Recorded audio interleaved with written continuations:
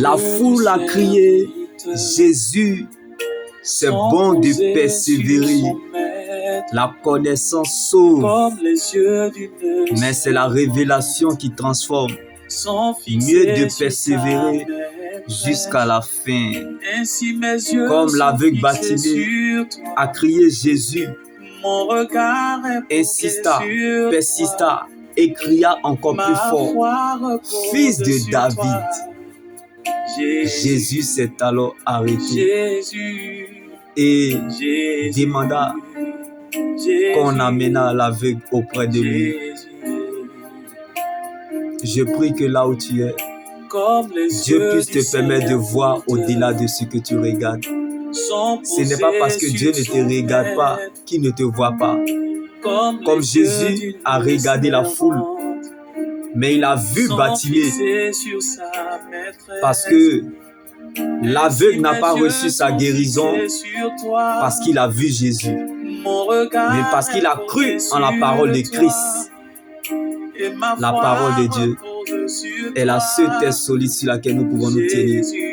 Alors ne mets pas foi de ce que l'on a déterminé pour ta vie, ni à ce que tu regardes ou vois aujourd'hui, mais attache-toi à ce que tu crois.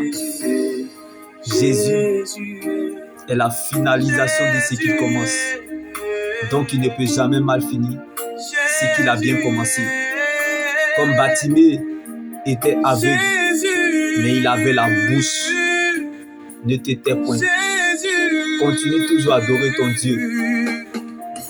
Comme Bartimée était aveugle, mais il adorait le Seigneur Jésus-Christ de tout son cœur et de toute son âme.